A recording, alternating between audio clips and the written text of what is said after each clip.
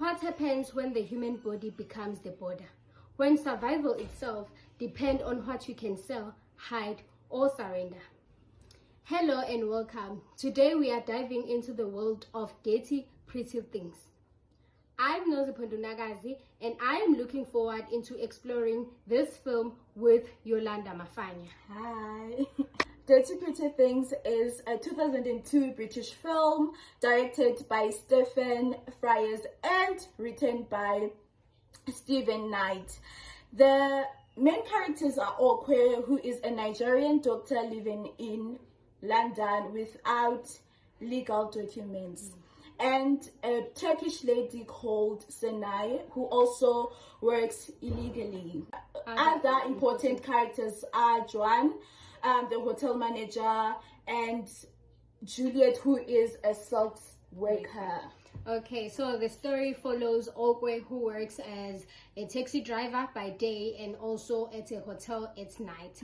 And one night when he was working, he found a human heart blocking the toilet, and that is where he discovered that the hotel is running an illegal organ trade where the illegal immigrants sell their human organs so that they can get legal documents to live in London.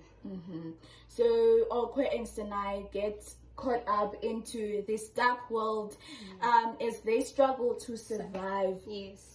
So this film clearly connects migration, globalization, and exploitation. It shows how people who cross borders in search of a better life end up doing dangerous things, in invisible work in rich global cities like London. It shows how global capitalism turns people's lives or bodies into resources. Like their bodies are not regarded as something that is important, but it turns out to be something that can be sold. So looking at the meaning of the title, we can say it is kind of confusing and kind of like contradicting in some way, because the title say the dirty pretty things, and dirty like suggest or it points us to the hidden work, the crime, and the exploitation that happens at the back of the story.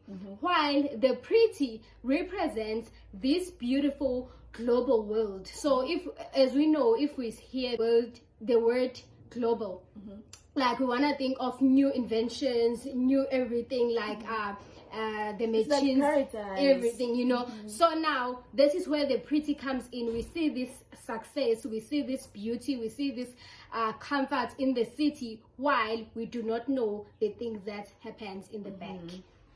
So the title shows how the rich, the comfortable parts of global life depend on the dirty or the visible work done by others. The invisible, the work we do not see. Yes.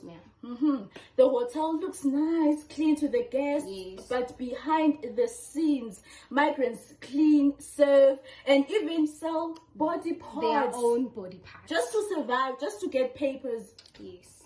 So in this way, the title of the film exposes the beauty and the corruption of global capitalism. Like things look pretty on the surface or on the outside, but underneath there is suffering, there is exploitation.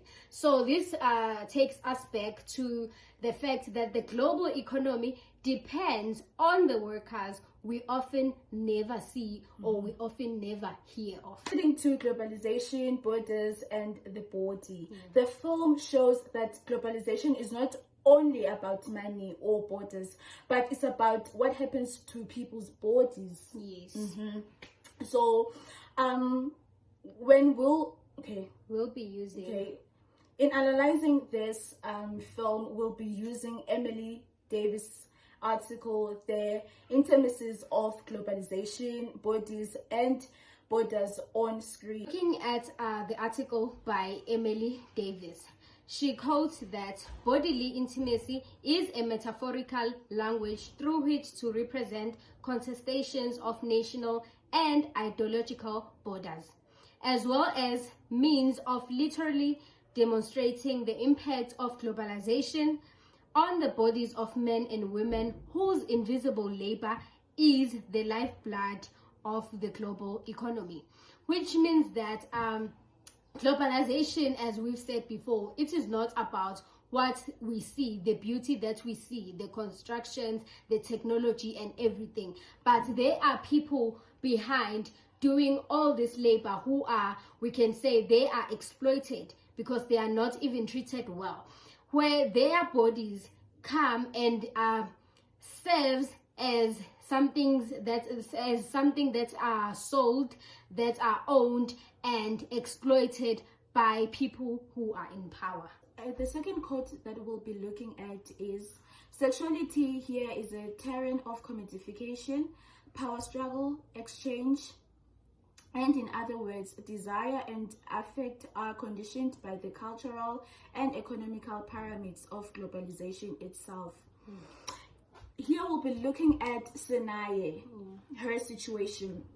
She was forced into sexual situations to survive, to keep a job, to get documents, or protect herself from immigration authorities. Yes, her sexuality is not just about desire; it's about trading her body for survival in a system where the global economy relies on invisibility and exploitation labor. Yes, meaning that when she engaged or when she engages in sexual activities, it is not because she wanted to, but it is because she is trying to like survive in this global world. Okay. For an example, there's a scene where authorities come to her where her new workplace, yes, it's the factory. Yes. Yeah, and the manager tries and to, he then wants her to like actually give him pleasure, so that he cannot tell the authorities that she is here and she is here illegally. Yeah. And again, the second perpetrator is the hotel manager. Oh yes. For documents, she had to sleep with him. Yeah. Looking at the body as a site of control or as a site of border, right? So now we are going to look at Okwe's life. Okwe is a qualified doctor in his world, in his country. But when he then comes to London, he cannot practice because of this border. So we're looking at it as when we look at the body as a border, we look at the body as a restriction, something that restricts them from doing certain things, right? So as much as he is qualified, but he can only use his skills in secret, right? He cannot be known, he cannot practice, right? And also Senaye's body shows fear and also control. And her being an illegal immigrant, she must like hide from the authorities and she must work in secret, right? So her invisibility makes her vulnerable, but also it keeps her safe. This draws us back to Davis' idea of how the body tells us the story about globalization. And because as we have said before, globalization is not only about the beauty, the science, the technology we see, but it is also about the body. That is how Okwe and Senaye's bodies represent this unfavorable or unhealthy life of globalization. That is where the effects of borders are felt. Now we'll be looking at the body as a commodity. The most shocking moment is when Okwe finds a human heart in the toilet. This later shows us that immigrants have to sell their kidneys for passports. This globalization in its darkness form the body becomes a marketplace. Yes. So this means the body is not respected. The body is not regarded as something that is so important, right? But something that can be sold and owned by certain individuals. This is what Davis helps us understand. He helps us see that this is not just a criminal story. It is a symbol of how global system turns people's bodies into products. So yeah, the body is not respected. Immigrants are not getting protection, but they work for this economy. They are exploiting. We're going to look at how the relationships in the film are shaped by power.